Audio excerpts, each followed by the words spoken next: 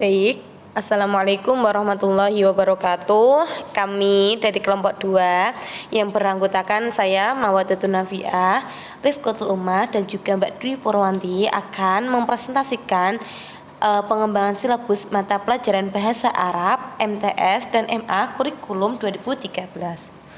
Yang pertama, saya akan menjelaskan tentang prinsip-prinsip pengembangan silabus. Nah, kata silabus sendiri itu biasanya kita mengartikan sebagai garis besar, ringkasan, ikhtisar, pokok-pokok isi atau materi pelajaran. Lah, istilah ini biasanya digunakan untuk menyebut suatu produk pengembangan kurikulum berupa penjabaran lebih lanjut dari SK dan juga KD yang ingin dicapai dan materi pokok peserta dan materi pokok serta uraian materi yang perlu dipelajari peserta didik dalam rangka mencapai SK dan juga KD.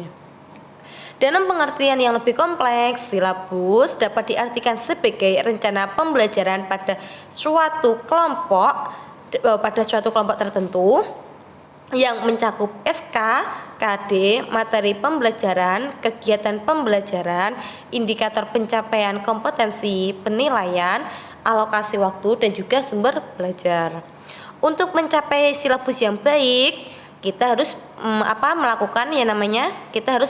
perlu memperhatikan prinsip-prinsip berikut. Yang pertama ada ilmiah, kedua fleksibel, ketiga sistematis, keempat menyeluruh, kelima memadai, keenam relevan, ketujuh konsisten, kedelapan efektivitas, dan yang terakhir itu ada aktual dan kontekstual. Yang pertama ada yang namanya ilmiah. Ya, ilmiah di sini itu dimaksudkan yaitu keseluruhan materi dan kegiatan yang menjadi muatan dalam silabus dapat dipertanggungjawabkan secara keilmuan, tidak berdasarkan dari opini masyarakat maupun pendapat orang lain. Yang kedua, ada yang namanya relevan atau cakupan, kedalaman, dan tingkat kesukaran urutan penyajian materi dalam silabus itu disesuaikan dengan tingkat pengembangan fisik, intelektual, sosial, emosional, dan juga spiritual peserta didik. Yang ketiga ada yang namanya sistematis, yakni komponen-komponen silabus yang saling berhubungan secara fungsional dalam mencapai kompetensi dasar, materi pembelajaran, kegiatan pembelajaran, indikator, waktu, dan sumber belajar yang saling terkait satu dengan yang lainnya. Itu yang dimaksud dengan sistematis dalam pengembangan prinsip-prinsip silabus.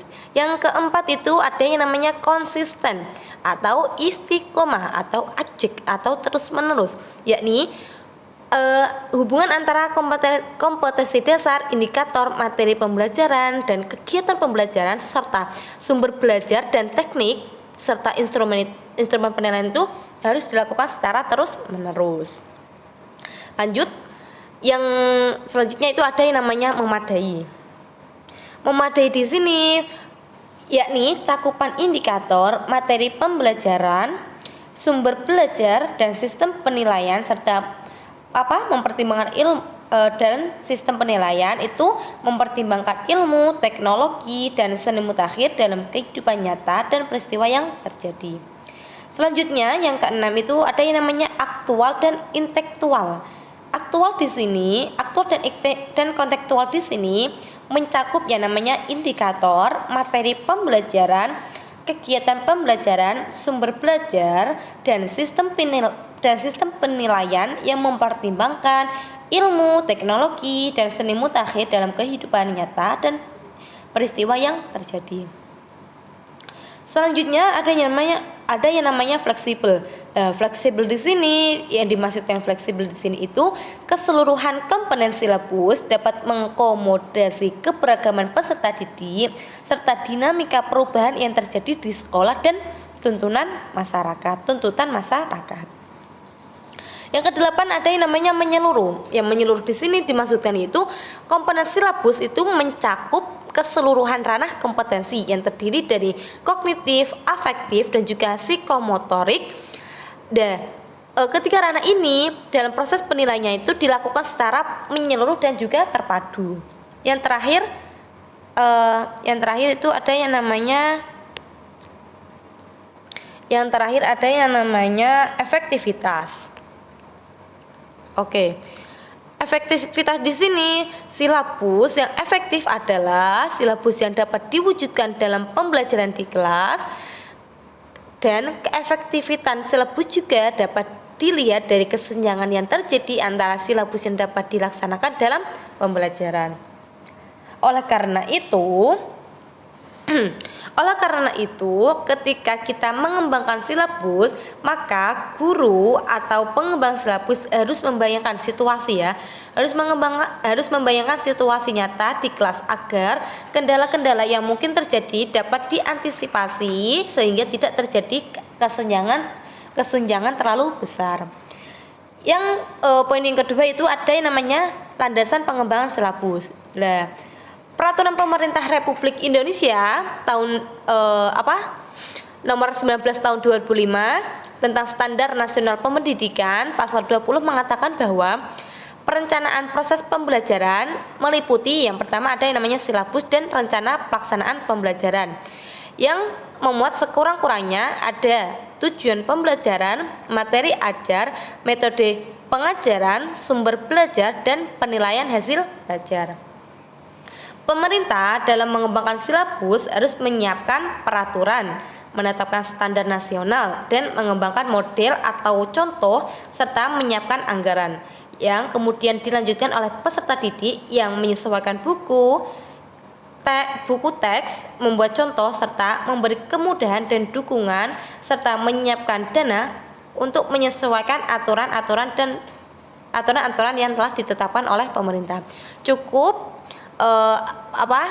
penjelasan dari saya. Selanjutnya akan dilanjutkan oleh saudari kita yang bernama Rifqatul Ummah. Silakan Mbak Rika.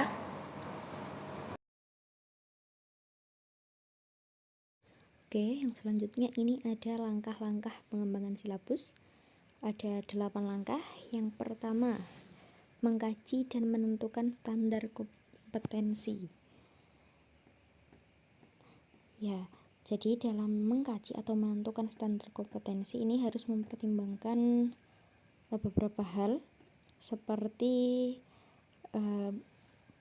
urutan berdasarkan hierarki konsep disiplin ilmu dan tingkat kesulitan materi.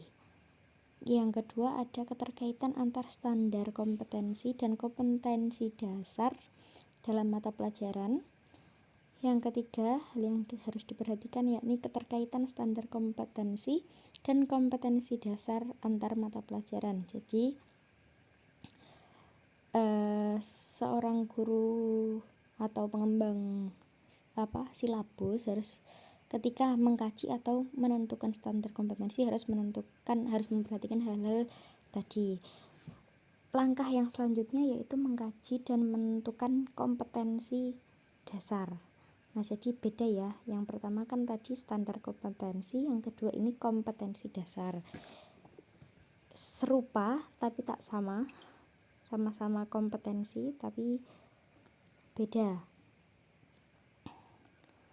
Dalam mengkaji dan menentukan kompetensi dasar sama seperti menentukan standar kompetensi tadi, harus memperhatikan hal-hal seperti tadi, seperti urutan berdasarkan hierarki konsep disiplin ilmu atau tingkat kesulitan materi, terus memperhatikan juga keterkaitan antara standar kompetensi dan kompetensi dasar dalam mata pelajaran, terus juga memperhatikan keterkaitan standar kompetensi dan kompetensi dasar antar mata pelajaran. Ya, jadi ini kompetensi dasar dan standar kompetensi itu serupa tapi tak sama.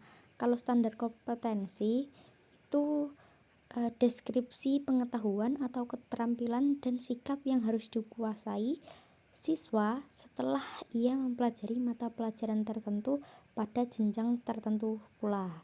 Nah, kalau kompetensi dasar atau KD itu pengetahuan, keterampilan, dan sikap minimal yang harus dicapai oleh siswa untuk menunjukkan bahwa siswa telah menguasai standar kompetensi yang telah ditetapkan atau SK tadi yang telah ditetapkan. Nah, oleh karena itu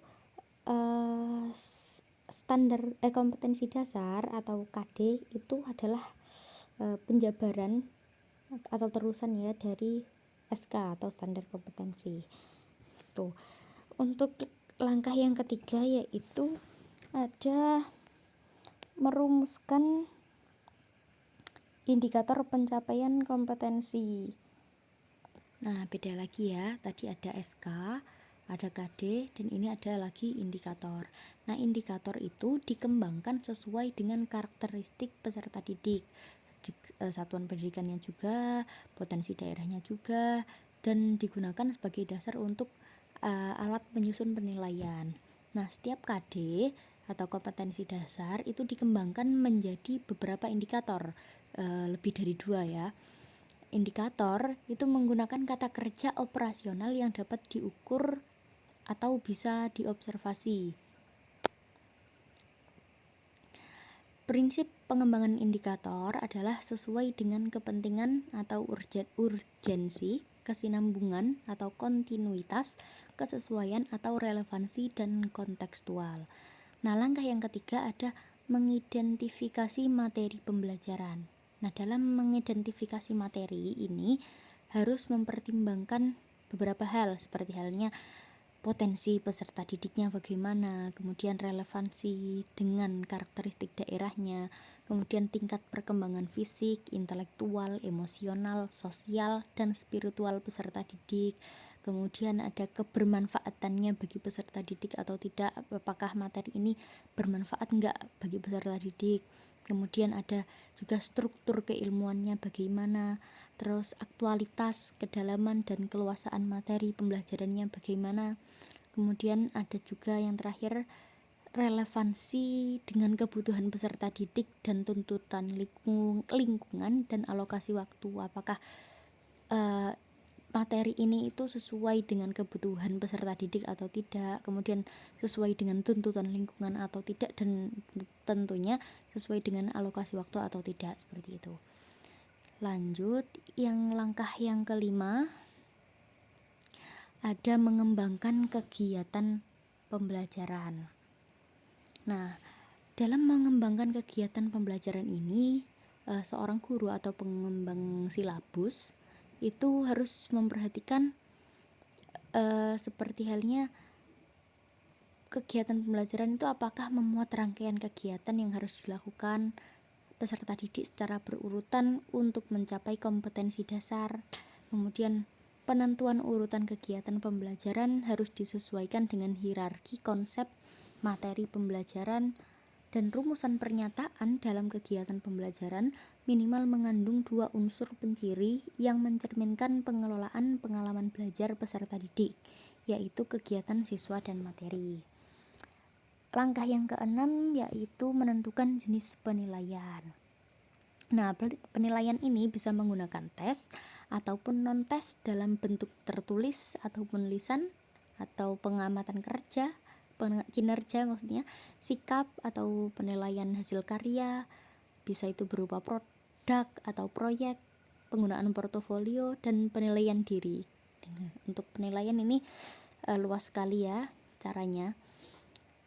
Nah, untuk menentukan jenis penilaian itu guru juga harus memperhatikan seperti mengukur pencapaian kompetensi peserta didik yang dilakukan berdasarkan indikator, udah sesuai indikator apa belum.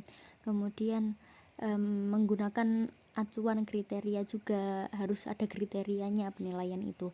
Kemudian menggunakan sistem penilaian berkelanjutan. Lalu hasil penilaian dianalisis untuk menentukan tindak lanjut.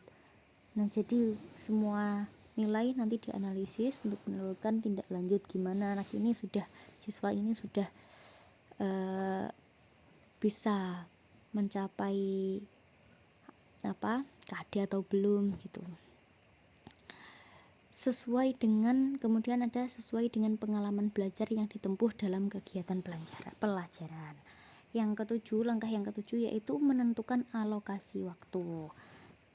Nah, penentuan alokasi waktu itu pada setiap kompetensi dasar itu didasarkan pada jumlah minggu efektif dan alokasi waktu mata pelajaran per minggu dengan mempertimbangkan jumlah kompetensi dasar, keluasan, kedalaman, tingkat kesulitan, dan tingkat kepentingan kompetensi dasar.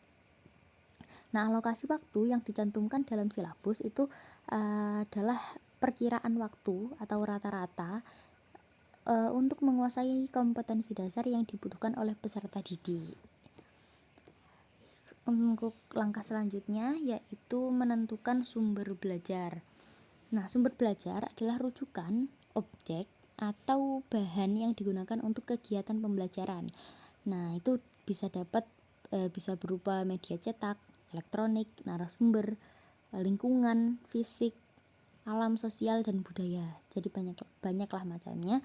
Dan penentuan sumber belajar ini didasarkan pada standar kompetensi dan kompetensi dasar, lagi-lagi kembali ke SK dan KD, serta materi pokok pembelajaran, kegiatan pembelajaran, dan indikator pencapaian kompetensi. Oke, yang selanjutnya ada pelaku pengembang silabus. Nah, pelaku atau pengembang silabus ini yang pertama bisa dari guru kelas atau guru mata pelajaran. Jadi nanti kalau kita jadi guru mata pelajaran bahasa Arab misalnya, nanti kita juga harus bisa bagaimana cara mengembangkan silabus, bagaimana cara menyusun silabus, seperti itu. Yang kedua, ini kurang ya. Yang kedua itu kelompok guru mata pelajaran atau kelompok guru kelas. Jadi misal di suatu sekolah ada guru bahasa Arab itu ada 5 atau ada 6. Nah, itu bersatu untuk menulis, merancang, atau mengembangkan silabus. Yang ketiga, kelompok kerja guru di bawah koordinasi dan supervisi Dinas Pendidikan Kabupaten, Kota, atau Provinsi. Jadi ini guru-guru yang tingkatnya bukan di sekolah ya, tapi ya dia juga ngajar di sekolah mungkin, tapi juga dia langsung di bawah koordinasi dan supervisi Dinas Pendidikan Kabupaten atau Kota, seperti itu. Oke, selanjutnya bisa dilanjutkan oleh Mbak Dewi. Baik, kali ini saya akan menjelaskan tentang model-model pengembangan silabus dalam bahasa Arab. Yang pertama di sini ada manhaj an-nahwiyah, yaitu sebuah model silabus yang menyajikan materi bahasa Arab seputar tema-tema gramatika yang didasarkan pada 2 macam logika. Yang pertama, bahasa adalah sebagai sistem, dan sistem ini mencakup jumlah. Terus yang kedua, setiap makna yang mempunyai ungkapan atau susunan bahasa yang sesuai dengannya. Selanjutnya ada manhaj al-mawafiq, yaitu menyuguhkan materi bahasa Arab dalam bentuk situasi yang dialami oleh individu di dalam ruang belajar. Dari situlah ia belajar ungkapan-ungkapan kebahasaan yang sesuai dan menjadi tujuan pembelajaran. Terus selanjutnya ada manhaj al-fikrah, yaitu silabus yang mengacu pada sebuah landasan kemampuan yang berkomunikasi sebagai titik awal pengembangan. Terus materi bahasa yang disesuaikan dengan makna-makna yang ingin diekspresikan oleh siswa. Selanjutnya ada manhaj muta'addid al-ab'ad. Manhaj ini tidak memberikan hal-hal yang baru dalam bahasa Arab. Pasalnya, setiap pembelajaran bahasa asing semestinya memuat aspek kebahasaan, budaya, serta komunikatifnya. Terus yang selanjutnya ada silabus berbasis topik. Di sini yang mendasari pemilihan dan pengurutan materi pelajaran pada aspek gramatikal dan fungsional adalah bahasa sasaran. Tetapi pada topik yang berkaitan dengan kehidupan siswa seperti sastra, terus cuaca, dan lain sebagainya. Terus yang terakhir ada silabus berbasis tugas, yaitu silabus bahasa yang mengandung materi pelajaran yang berdasarkan tugas-tugas belajar yang harus dikerjakan. Oke, terima kasih. Sekian dari kelompok kami, kurang lebihnya kami mohon maaf meskipun memang banyak kurangnya. Selanjutnya bisa dilanjutkan di WA group untuk sesi tanya jawab. Wassalamualaikum warahmatullahi wabarakatuh.